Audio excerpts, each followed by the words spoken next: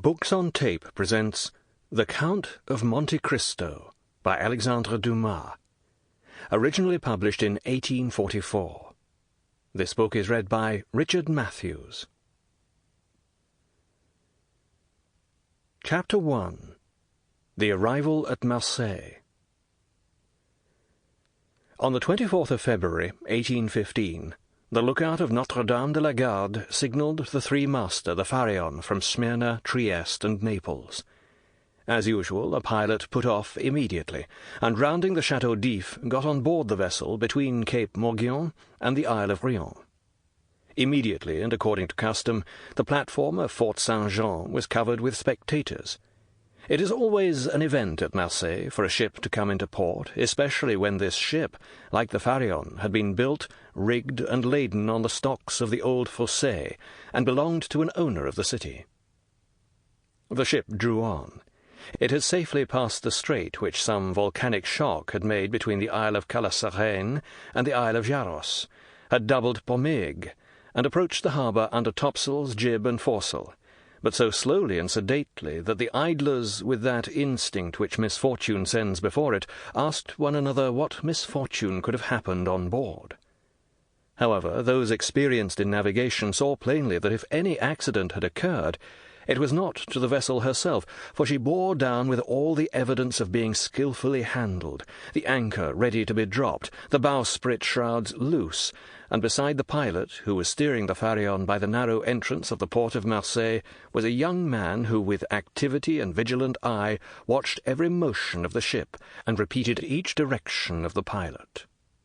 The vague disquietude which prevailed amongst the spectators had so much affected one of the crowd that he did not await the arrival of the vessel in harbour, but jumping into a small skiff, desired to be pulled alongside the Pharaon, which he reached as she rounded the creek of La Réserve. When the young man on board saw this individual approach, he left his station by the pilot and came, hat in hand, to the side of the ship's bulwarks. He was a fine, tall, slim young fellow, with black eyes, and hair as dark as the raven's wing, and his whole appearance bespoke that calmness and resolution peculiar to men accustomed from their cradle to contend with danger. "Ah, is it you, Dantès?" cried the man in the skiff. "What's the matter? And why have you such an air of sadness aboard?" "A great misfortune, Monsieur Morel," replied the young man. "A great misfortune, for me especially. Off Civitavecchia we lost our brave Captain Leclerc." "And the cargo?" inquired the owner eagerly. "Is all safe, Monsieur Morel, and I think you will be satisfied on that head. But poor Captain Leclerc!" "What happened to him?" asked the owner, with an air of considerable resignation. "What happened to the worthy captain?" "He died." "Fell into the sea?" "No, sir. He died of brain fever, in dreadful agony." Then, turning to the crew, he said, "Look out there! All ready to drop anchor." All hands obeyed.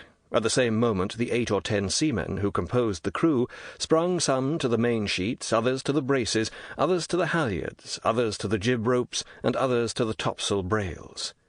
The young sailor gave a look to see that his orders were promptly and accurately obeyed, and then turned again to the owner. "And how did this misfortune occur?" he inquired, resuming the inquiry suspended for a moment. "Alas, sir, in the most unexpected manner. After a long conversation with the harbour-master, Captain Leclerc left Naples greatly disturbed in his mind. At the end of 24 hours he was attacked by a fever, and died 3 days afterwards. We performed the usual burial service, and he is at his rest, sewn up in his hammock, with 2 bullets of 36 pounds each at his head and heels, off the island of El Giglio. We bring to his widow his sword and cross of honour. It was worth while, truly," added the young man with a melancholy smile, "to make war against the English for 10 years, and to die in his bed at last, like everybody else." "Why, you see, Edmond," replied the owner, who appeared more comforted at every moment, "we are all mortal, and the old must make way for the young. If not, why, there would be no promotion. And as you have assured me that the cargo—" "Is all safe and sound, Monsieur Morel. Take my word for it, and I advise you not to take £1,000 for the profits of the voyage."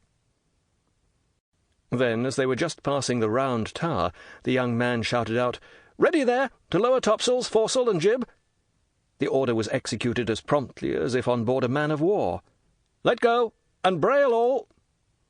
At this last word all the sails were lowered, and the bark moved almost imperceptibly onwards. "Now, if you will come on board, Monsieur Morel," said Dantès, observing the owner's impatience, "here is your supercargo, Monsieur Danglars, coming out of his cabin, who will furnish you with every particular. As for me, I must look after the anchoring and dress the ship in mourning."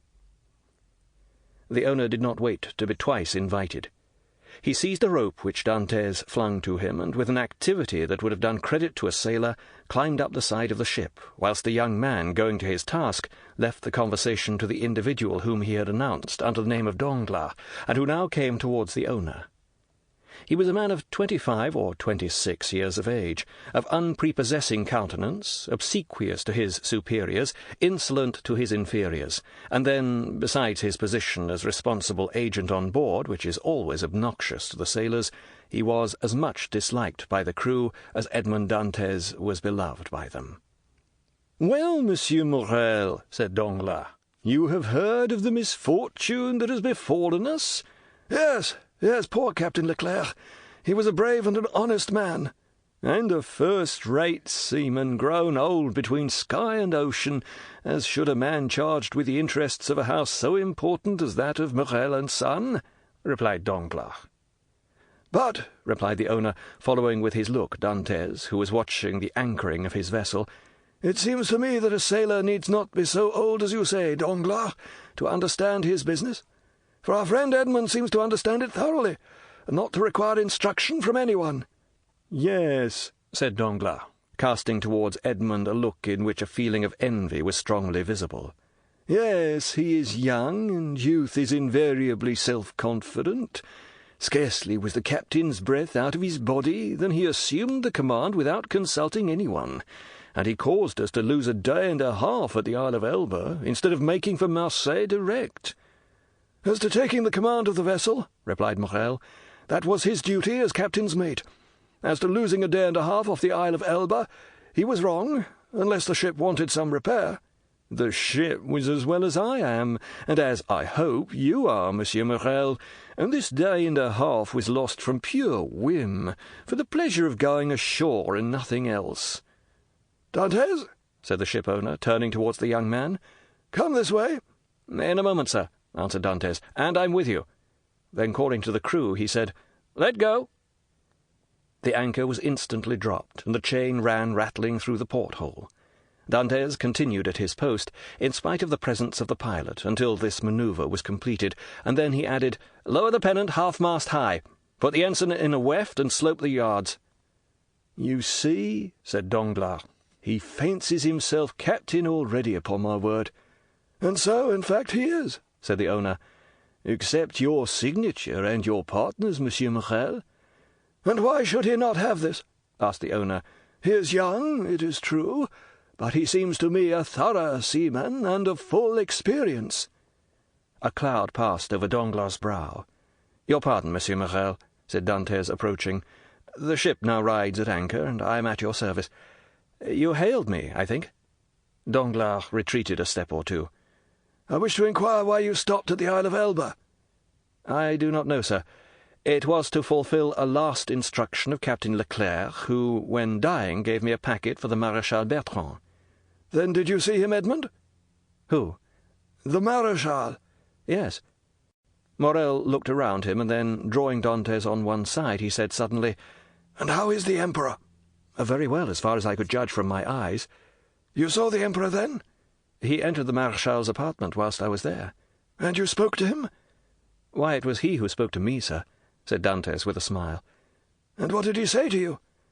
"Asked me questions about the ship, the time it left Marseille, the course she had taken, and what was her cargo. I believe if she had not been laden and I had been master, he would have bought her. But I told him I was only mate, and that she belonged to the firm of Morel and Son." Ah, he said, "I know them.